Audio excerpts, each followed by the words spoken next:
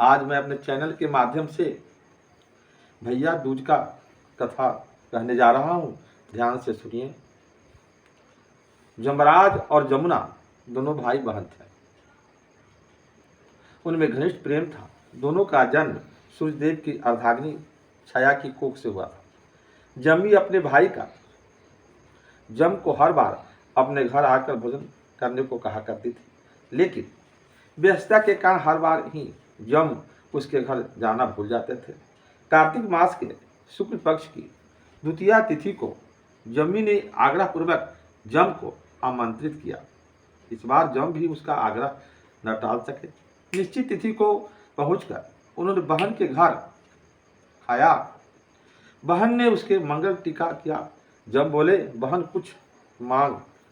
जम भी बोली, भैया तुम हर वर्ष इस दिन आकर अवश्य ही टीका लगवाया करो। इस दिन जो बहनें अपने भाइयों के टीका करे उनकी तुम रक्षा करना। उस दिन के बाद से समूचे भूमंडल पर जो है भाई बहन के प्यार का प्रतीक यह पर्व मनाया जाने लगा। इस दिन बहन के घर का भोजन करने का विशेष महत्व है।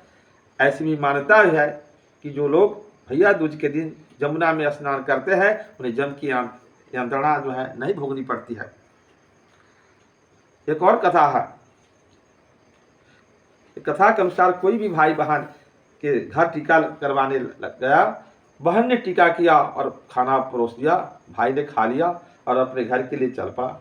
बहन ने रास्ते में खाने के लिए कुछ लड्डू बांध दिए। इधर बहन को जब किसी तरह की भनक लगी कि चक्की में एक सांप था, वह भी गेहूं के साथ जो है पीस गया। वह बच्ची को रोता छोड़कर जिस रास्ते से उसका भाई गया था उधर ही दौड़ती हुई भाई के पास पहुंची। उसका भाई एक पेड़ के नीचे विश्राम कर रहा था। उसने उसे जगाया और पूछा कि तुम तो ठीक तो है ना। भाई ने जो हुआ बता दिया। तब बहन ने भाई से लड्डू की जो है पोटली ले ली और लड्डू फेंक दिए। दरअसल जो है लड्डुओं के लिए पीसे गेहूं में से सर्प पिसा गया था। घर लौटकर जब बहन ने पड़ोसियों की यह बात बताई तो वह कहने लगी, अब तो सर्पनी तेरे भाई को उसके विवाह पर जो अवश्य ही डसेगी। भाई का विवाह कुछ दिनों के बाद होने वाला था। बहन शादी के कुछ दिन पहले ही अपने पीहर पहुंच गई और विवाह के कार्यों को आगे होकर करने लगी। भाई जब फेरों में बैठा तो सर्पनी भाई को डसने पहुंची। वो उसे डसती उससे पहले ही बहन ने उसे मार डाला। एक राजा भैया दूज के दिन अपने साले के साथ जो है चौपड़ खेला करता था। साला हर बार जीत जाता था। तब एक बार राजा ने सोचा कि यह अपनी बहन से टीका कराता है, इसलिए शायद जीत जाता है। फिर उसने कड़े पहरे लगा दिए। राजा का साला छद में विद्या भी जानता था। उसने कुत्ता का जो है रूप धारण किया और बहन के पास पहुंच गया। इधर बहन ने सोचा कि भाई नहीं आया।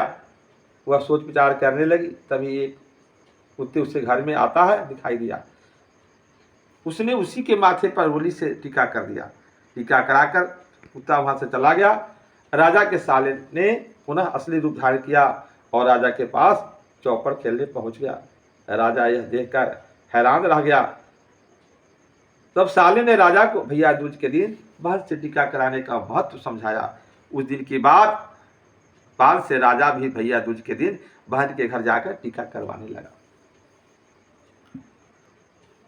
इसी के साथ मेरा कहानी जो है संपन्न हुआ। यह कहानी अगर आपको अच्छा लगे तो सब्सक्राइब के साथ लाइक जरूर कर दीजिएगा। धन्यवाद।